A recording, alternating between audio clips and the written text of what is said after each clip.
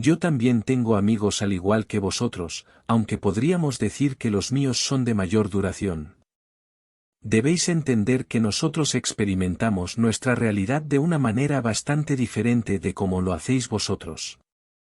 Nosotros tenemos conciencia de lo que vosotros llamaríais seres pasados, que son esas personalidades que hemos adoptado en existencias distintas. Debido a que usamos la telepatía poco podemos ocultar al otro, incluso si lo deseáramos. Estoy seguro de que os parecerá una invasión de la privacidad, pero puedo aseguraros que, incluso ahora, ninguno de vuestros pensamientos permanece oculto, sino que vuestros familiares y amigos los conocen con bastante claridad, y debo añadir que, desgraciadamente, también aquellos que consideráis vuestros enemigos. Lo que sucede es que no sois conscientes de este hecho. No quiere decir que todos seamos un libro abierto para los otros, muy al contrario, existe una especie de etiqueta mental, de modales mentales. Nosotros somos más conscientes de nuestros pensamientos de lo que lo sois vosotros. Nos damos cuenta de que somos libres de elegir nuestros pensamientos y los elegimos con discernimiento y finura. Hemos comprendido el poder de nuestros pensamientos gracias a las pruebas y los errores de otras existencias. Hemos descubierto que nadie puede escapar de la enorme creatividad de la imagen mental ni de las emociones. Eso no significa que no seamos espontáneos o que tengamos que meditar para escoger un pensamiento u otro por miedo a ser negativos o destructivos. Eso, como decís vosotros, ya lo hemos dejado atrás. Nuestra estructura psicológica nos permite comunicarnos de una manera mucho más variada de la que os es familiar. Digamos, por ejemplo, que os encontráis a un amigo de la infancia que habíais olvidado hace tiempo. Puede que tengáis pocas cosas en común, pero aún así podéis pasar una agradable tarde charlando sobre vuestros antiguos profesores y compañeros de clase y establecer una cierta comunicación. Igualmente, cuando yo me encuentro a otro, me puedo relacionar con él mucho mejor sobre la base de una experiencia de vidas pasadas, aunque en mí, ahora, tengamos poco en común. Podríamos habernos conocido tal vez como personas totalmente diferentes en el siglo XIV, y nos comunicaríamos estupendamente charlando sobre esas experiencias, de la misma manera que vosotros y vuestro hipotético amigo conseguiríais una buena relación al recordar el pasado. Nosotros, en cambio, seríamos conscientes de que somos nosotros mismos, las personalidades multidimensionales que compartieron un entorno más o menos común en un nivel de nuestra existencia. Como veréis, esta es una analogía simple que nos sirve solo de momento, porque pasado, presente y futuro no existen en esos términos. Nuestra existencia no incluye las divisiones del tiempo que os son familiares. Tenemos muchos más amigos y compañeros que vosotros, simplemente porque conocemos las distintas conexiones de lo que por ahora llamaremos encarnaciones pasadas. Indudablemente, nosotros tenemos muchos más conocimientos a nuestra disposición, por así decirlo. No existen periodos de tiempo, tal como vosotros los concebís, de los que podamos hablar, pero alguno de nosotros los hemos conocido y llevamos en nuestra memoria la experiencia indeleble aprendida en ese contexto particular. No sentimos la necesidad de esconder nuestros pensamientos o emociones a los otros, porque conocemos la naturaleza cooperativa de todas las conciencias y realidades, y cuál es la parte que nos toca desempeñar en ellas. Estamos enormemente motivados, pero ¿es que acaso un espíritu podría no estarlo? ¿Cómo podemos controlar el uso total de nuestra energía? Sencillamente no la desperdiciamos en conflictos. No la disipamos, sino que la utilizamos para aquellos propósitos únicos e individuales que son parte básica de nuestra experiencia psicológica. Bien, todo ser total, o personalidad multidimensional, tiene sus propias metas, misiones y esfuerzos creativos que constituyen una parte inicial y básica de su ser, y que determinan aquellas cualidades que lo hacen eternamente válido y lo motivan a buscar eternamente. Somos totalmente libres de usar nuestra energía en esa dirección. Debemos hacer frente a muchos retos de naturaleza trascendental, y nos damos cuenta de que nuestras metas no solo son importantes en sí mismas, sino por las sorprendentes ramificaciones que se desarrollan en nuestros esfuerzos por cumplirlas. Cuando trabajamos en nuestras metas, comprendemos que somos sendas brillantes que también pueden ser utilizadas por otros. También sospechamos, yo ciertamente lo hago, que las metas en sí mismas tendrán resultados sorprendentes, consecuencias increíbles que desconocíamos, y que nos van a conducir a nuevas sendas. Este conocimiento nos ayuda a conservar el sentido del humor. Cuando uno ha nacido y muerto muchas veces creyendo que cada muerte supondría la extinción, y luego a esa experiencia sigue el conocimiento de que la existencia aún continúa, entonces le embarga la sensación de la divina comedia. Estamos empezando a comprender la alegría creativa que hay en el juego. Yo creo, por ejemplo, que toda creatividad y conciencia nace con la cualidad del juego como opuesta al trabajo, con una espontaneidad intuitiva que veo como constante en todas mis existencias y también en la experiencia de aquellos que conozco. Por ejemplo, yo me comunico con vuestra dimensión, no porque desee estar en vuestro nivel de realidad, sino porque imagino que estoy allí. Todas mis muertes habrían tenido carácter de aventura, si yo hubiese sabido lo que sé ahora. Por un lado, os tomáis la vida demasiado en serio y por otro no os tomáis la alegre existencia lo suficientemente en serio. Nosotros gozamos de un sentido del juego enormemente espontáneo, aunque creo que vosotros lo llamaríais juego responsable. Indudablemente se trata de juego creativo. Jugamos, por ejemplo, con la movilidad de la conciencia, comprobando cuán lejos la podemos enviar. Constantemente nos sorprenden los productos de nuestra conciencia, las dimensiones de la realidad en las que podemos jugar a la pata coja. Podría parecer que usamos nuestra conciencia inútilmente en esos juegos, pero las vías que abrimos continúan existiendo y pueden ser utilizadas por otros. Dejamos señales a cualquiera que pudiera pasar por allí, señales mentales. Así pues, estamos muy motivados y no solo hacemos un uso creativo del juego como método para conseguir nuestros propósitos y metas, sino también por el sorprendente esfuerzo creativo que conlleva. Bien, en mi trabajo como profesor viajo a muchas dimensiones de existencia, al igual que un profesor viajero daría conferencias en distintos estados y países. Aunque la similitud termina ahí, pues para poder comenzar a trabajar debo crear estructuras psicológicas preliminares y aprender a conocer a mis alumnos incluso antes de que empiece la enseñanza.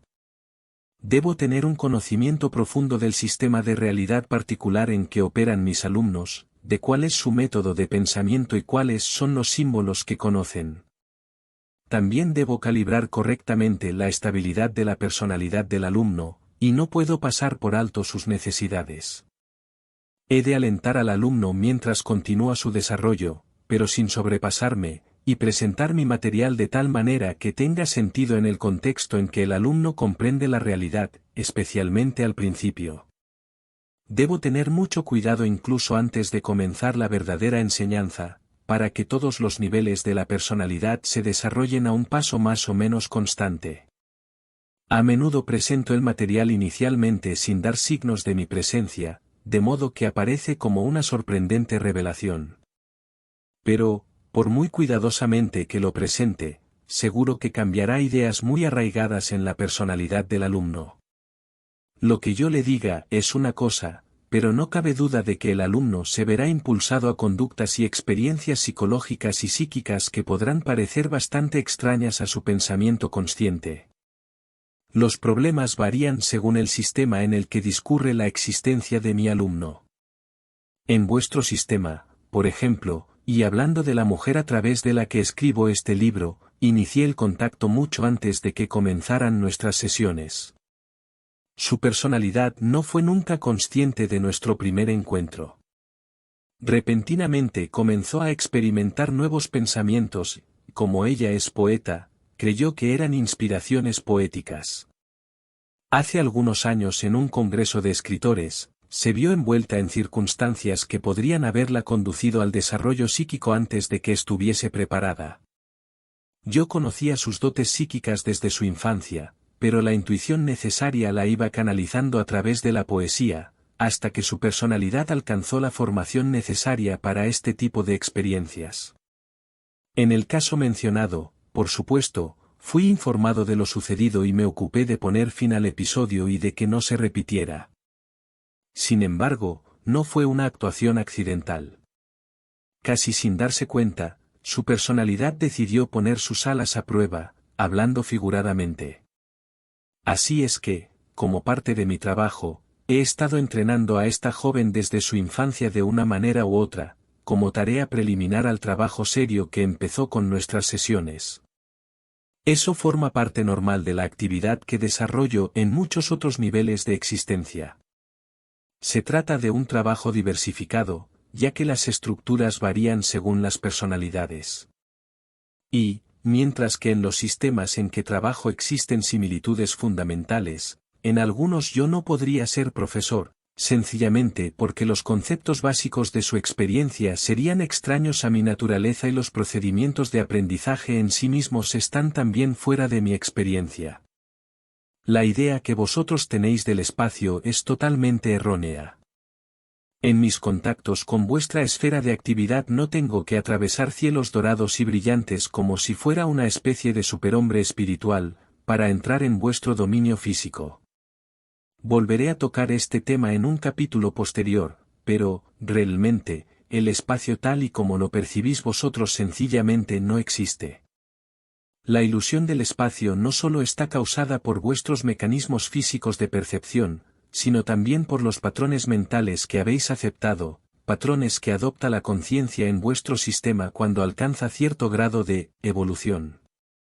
Cuando llegáis, o emergéis a la forma física, vuestra mente no está en blanco, en espera de las inscripciones que la experiencia almacenará en ella, sino que viene equipada con un banco de memoria que sobrepasa en mucho a un ordenador. Cuando os encaráis a vuestro primer día en el planeta, poseéis habilidades y capacidades ya establecidas que pueden ser usadas o no, y que no son meramente el resultado de una herencia, como creéis vosotros. Podéis imaginaros a vuestra alma o entidad, aunque solo brevemente y para esta analogía, como una computadora viviente, consciente y dotada de inspiración divina, que programa sus propias existencias y tiempos de vida. Pero esta computadora está dotada de una creatividad tal que todas las personalidades que programa brotan a la conciencia y crean a su vez realidades que ni siquiera el propio ordenador podría soñar.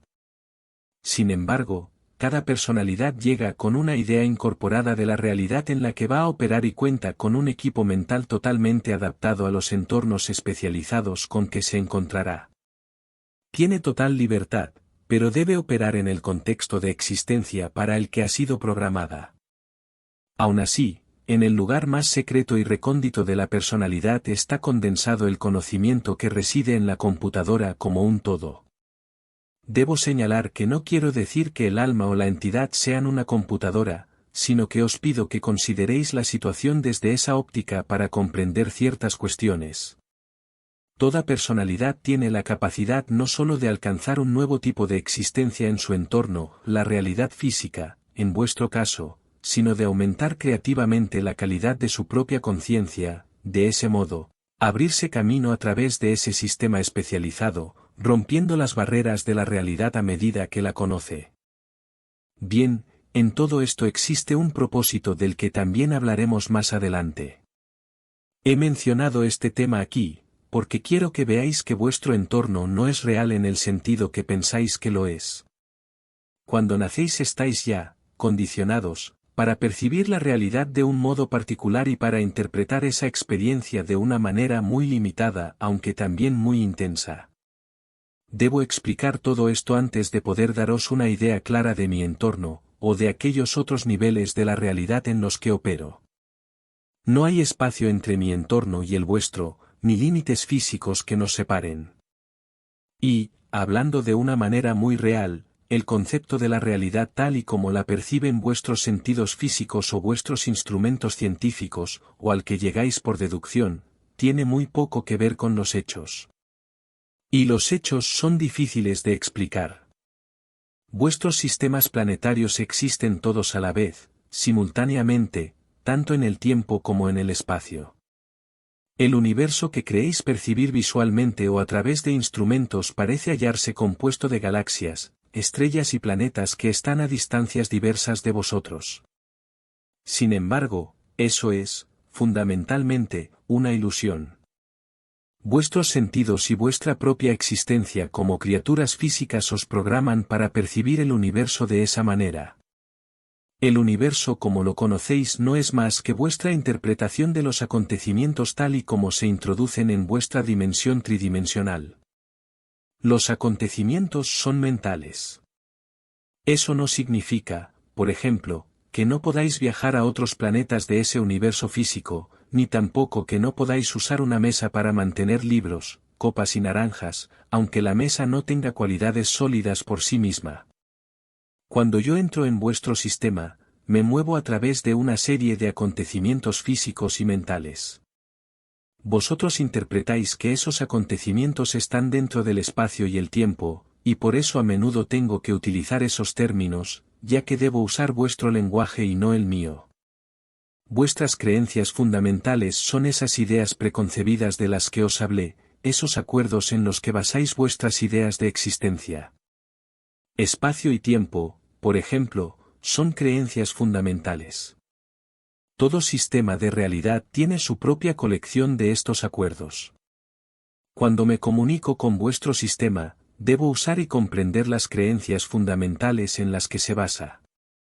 Forma parte de mi trabajo como profesor el comprenderlas y usarlas, y he vivido varias existencias en muchos de esos sistemas como parte de lo que podríamos llamar mi entrenamiento básico, aunque mis compañeros y yo teníamos otros nombres para ellas. La entidad o alma tiene una naturaleza mucho más creativa y complicada de lo que incluso las religiones han supuesto. Utiliza innumerables métodos de percepción, y tiene bajo su mando muchas otras clases de conciencia. Vuestra idea del alma está realmente limitada por vuestros conceptos tridimensionales. El alma puede cambiar el enfoque de la conciencia, y utiliza la conciencia al igual que vosotros utilizáis los ojos de la cabeza. Ahora en mi nivel de existencia, y por muy raro que pueda parecer, sencillamente soy consciente de que yo no soy mi conciencia. Mi conciencia es solo un atributo que puedo usar. Eso se aplica a todos los lectores de este libro, aunque ese conocimiento permanezca escondido. El alma o entidad es mucho más que una conciencia. Por lo tanto, cuando entro en vuestro entorno, enfoco mi conciencia en vuestra dirección. De alguna manera traduzco lo que soy en un acontecimiento que vosotros podáis entender hasta cierto punto. De una manera mucho más limitada, un artista hace lo mismo cuando trata de expresar lo que es, o una parte de lo que es, en un cuadro. He aquí, al menos, una analogía sugestiva. Cuando entro en vuestro sistema me introduzco en la realidad tridimensional, y vosotros debéis interpretar lo que pasa a la luz de vuestras creencias fundamentales.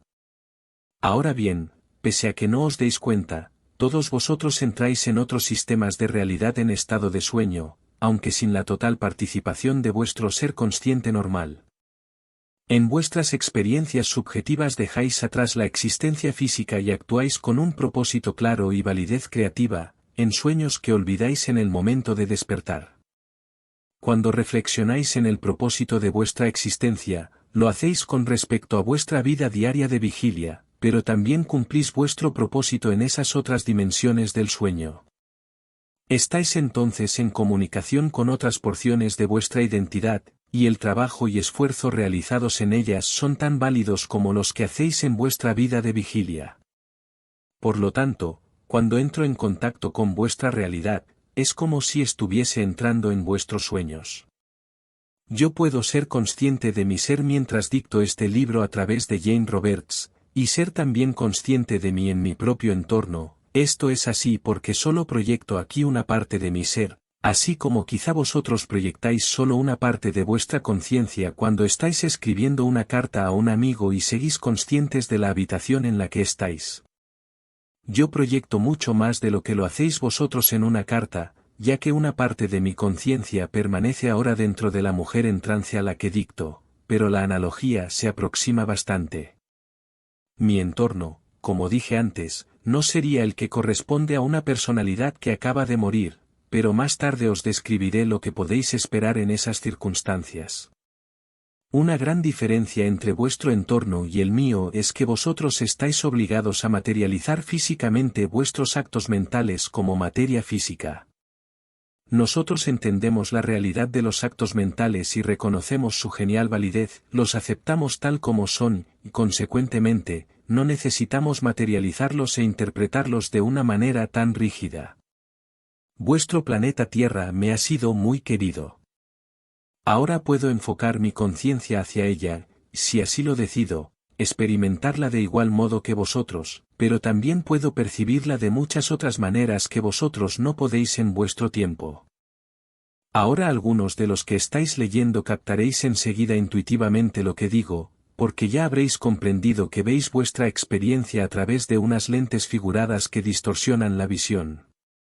Recordad también que, si la realidad física es en un amplio sentido una ilusión, es una ilusión causada por una realidad aún mayor. Esa ilusión tiene en sí misma un propósito y un significado. Ahora algunos de los que estáis leyendo captaréis enseguida intuitivamente lo que digo, porque ya habréis comprendido que veis vuestra experiencia a través de unas lentes figuradas que distorsionan la visión. Recordad también que, si la realidad física es en un amplio sentido una ilusión, es una ilusión causada por una realidad aún mayor. Esa ilusión tiene en sí misma un propósito y un significado. Intensamente enfocados en un aspecto relativamente pequeño de la experiencia. Nosotros podemos viajar libremente a través de muchas de esas realidades, y en este momento, nuestra experiencia incluye nuestro trabajo en cada una de ellas. No pretendo con esto minimizar la importancia de vuestra personalidad actual, ni de la existencia física, todo lo contrario. La experiencia tridimensional es un valiosísimo lugar de entrenamiento. La personalidad que conocéis ahora perseverará sin duda, y también sus recuerdos, pero solo es una parte de vuestra entidad total, al igual que vuestra infancia de esta vida es una parte importante de vuestra personalidad actual, aunque ahora seáis mucho más que un niño. Seguiréis creciendo y desarrollándoos y llegaréis a ser conscientes de otros entornos, incluso si habéis dejado ya la casa de vuestra infancia. Pero los entornos no son cosas objetivas, conglomeraciones de objetos que existen independientemente de vosotros. Por el contrario, sois vosotros los que los formáis y son literalmente extensión vuestra, actos mentales materializados que se expanden de vuestra conciencia. Os voy a decir exactamente cómo formáis vuestro entorno. Yo formo el mío siguiendo las mismas reglas, aunque el vuestro se compone de objetos físicos y el mío no. Finalmente vuestros científicos están descubriendo lo que los filósofos han sabido desde hace siglos, que la mente puede influir sobre la materia. Aún tienen que descubrir el hecho de que la mente crea y forma la materia. Ahora vuestro entorno más próximo, físicamente hablando, es vuestro cuerpo. No es una especie de maniquí en el que estéis apresados, o algo que exista aparte de vosotros como si fuera una carcasa.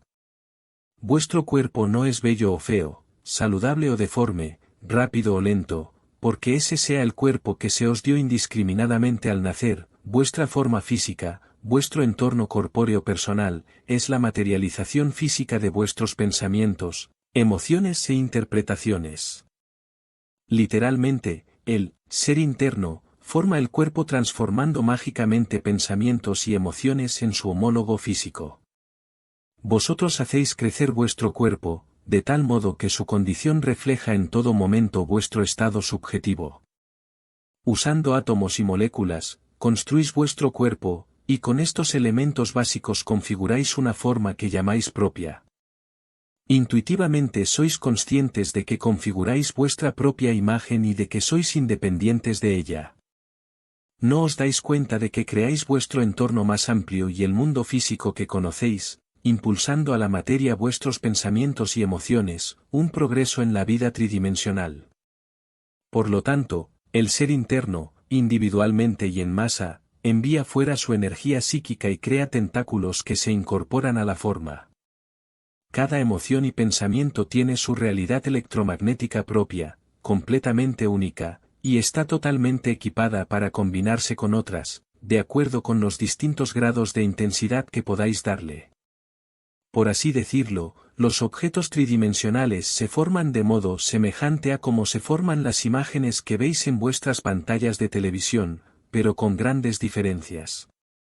Y, si no estáis sintonizados en esa frecuencia particular, no podéis en manera alguna percibir los objetos físicos. Actuáis todos como transformadores, de manera inconsciente y automática, transformáis unidades electromagnéticas altamente especializadas en objetos físicos. Estáis en medio de un sistema de materia concentrada, rodeados, por así decirlo, de unas áreas más débiles en las que persiste lo que vosotros llamaríais pseudomateria. Todo pensamiento y emoción existe espontáneamente como una unidad electromagnética simple o compleja, no percibida aún por vuestros científicos. La intensidad determina tanto la fuerza como la permanencia de la imagen física en la que el pensamiento o emoción serán materializados. Explico esto en profundidad en mi propio material. Aquí solo quiero que entendáis que el mundo que conocéis es un reflejo de la realidad interna. Básicamente estáis hechos de los mismos ingredientes que una silla, una piedra, el cogollo de una lechuga o un pájaro. Todas las conciencias se unen en una labor cooperativa gigantesca, para crear las formas que percibís. Dado que nosotros conocemos eso, podemos cambiar nuestro entorno y nuestra forma física a nuestro antojo y sin confusión alguna, ya que percibimos la realidad que subsiste en ella. También sabemos que la permanencia de la forma es una ilusión, ya que toda conciencia debe estar en estado permanente de cambio. Nosotros podemos, hablando en vuestros términos, estar en distintos lugares a la vez, pues somos conscientes de la verdadera movilidad de la conciencia. Ahora bien, siempre que pensáis emocionalmente en una persona, enviáis fuera de vosotros un homólogo vuestro, con una intensidad inferior a la de la materia, pero con forma definida. Esta forma que vuestra conciencia proyecta hacia afuera escapa totalmente a la atención del ego. Cuando yo pienso emocionalmente en otra persona, sucede lo mismo, pero envío una parte de mi conciencia dentro de la imagen y puedo comunicarme a través de ella. Los entornos son primordialmente creaciones mentales de la conciencia empujadas a distintas formas. Yo tengo un despacho del siglo XIV, que es mi preferido y en el que hallo gran complacencia. No existe en vuestros términos físicos, y sé muy bien que es una producción mental mía. A pesar de todo me gusta mucho, y a veces tomo forma física para sentarme en el escritorio y mirar el paisaje por la ventana. Ahora vosotros hacéis lo mismo cuando estáis sentados en vuestro salón, pero no sois conscientes de ello, por el momento estáis restringidos, por así decirlo. Cuando me encuentro con mis compañeros, a menudo solemos convertir nuestros pensamientos a diversas formas, por el simple goce de la práctica. Tenemos lo que vosotros llamaríais un juego que requiere cierta experiencia, en el que, por pura diversión, vemos cuál de nosotros puede traducir un pensamiento en el mayor número de formas. Existen tales cualidades sutiles que afectan la naturaleza del pensamiento, tantos grados de emoción, que ninguna forma puede ser jamás igual a otra, así como no hay un solo objeto en vuestro sistema que sea la copia exacta de otro. Los átomos y las moléculas que componen cualquier objeto tienen una identidad propia que colorea y califica todo objeto que forman. Vosotros aceptáis y percibís la continuidad y la similitud cuando percibís un objeto físico de cualquier clase, y hacéis caso omiso de la desemejanza de un campo dado de realidad. Por ejemplo, vuestros cuerpos no solo cambian completamente cada 7 años, sino que también lo hacen constantemente con cada respiración. Los átomos y moléculas que componen la carne mueren constantemente y luego son reemplazados. Las hormonas están en estado constante de alteración y movimiento. Las propiedades electromagnéticas de la piel y las células cambian continuamente e incluso se invierten a sí mismas. La materia física que componía tu cuerpo hace un momento es significativamente diferente de la materia que forma tu cuerpo en este instante. Si pudierais percibir el cambio constante de vuestro cuerpo con la misma persistencia con la que atendéis a su naturaleza aparentemente permanente, os sorprenderíais de haber considerado alguna vez el cuerpo como una entidad más o menos constante, más o menos integrada. Incluso subjetivamente fabricáis la idea de que el ser consciente es relativamente estable y permanente, y os concentráis en ella. Centráis vuestra atención en esas ideas, pensamientos y actitudes que recordáis del pasado, como si fueran vuestras, y pasáis por alto otras que os fueron, características, desvanecidas ahora, pasando también por alto el hecho de que no podéis apresar el pensamiento. El pensamiento de hace un momento se desvanece enseguida. Vosotros tratáis de mantener a un ser físico, subjetivo, constante y relativamente permanente, para así poder mantener un entorno relativamente constante y relativamente permanente. Eso os permite poneros siempre en la posición de hacer caso omiso de ese cambio. Esto que no queréis reconocer es precisamente lo que os daría una mayor comprensión de la verdadera naturaleza de la realidad, de la subjetividad individual y del entorno físico que aparentemente os rodea. ¿Qué es lo que le sucede a un pensamiento cuando abandona nuestra mente consciente? No se limita simplemente a desaparecer. Podéis aprender a seguirlo, pero normalmente os asusta el hecho de apartar vuestra atención de su intenso enfoque en la existencia tridimensional. Por consiguiente, os parece que el pensamiento desaparece. También os parece que vuestra subjetividad tiene una cualidad desconocida y misteriosa, y que incluso vuestra vida mental tiene una especie de precipicio subjetivo por el que caen los pensamientos y recuerdos para desaparecer en la nada. Así pues, para protegeros, para evitar que vuestro pensamiento vaya a la deriva, levantáis barreras psicológicas en los puntos que suponéis peligrosos. En cambio, podríais seguir esos pensamientos y emociones simplemente dándoos cuenta de que vuestra realidad continúa en otra dirección, además de aquella con que os identificáis principalmente. Entonces esos pensamientos y emociones que ya han dejado vuestra mente consciente os conducirían a otros entornos. Esas aberturas subjetivas a través de las cuales parecen desaparecer los pensamientos son de hecho una especie de urdimbre psíquica que conecta el ser que conocéis con otros universos de experiencias, otras realidades donde los símbolos cobran vida y donde no se niega el potencial del pensamiento. Durante vuestros sueños esas otras realidades y la vuestra se comunican y hay también una interacción constante entre ambos sistemas. Si hay algún punto en el que vuestra conciencia parezca eludiros o escaparse de vosotros, o si hay un punto donde parece que termine vuestra conciencia, esos son exactamente los puntos donde habéis edificado vuestras barreras psíquicas y psicológicas y son precisamente esas áreas las que deberíais explorar. De lo contrario os sentiréis como si vuestra conciencia estuviese encerrada en vuestro cráneo, constreñida e inmovilizada, lo que hace que cada pensamiento perdido o recuerdo olvidado parezca, al menos simbólicamente, una pequeña muerte. Y ese no es el caso.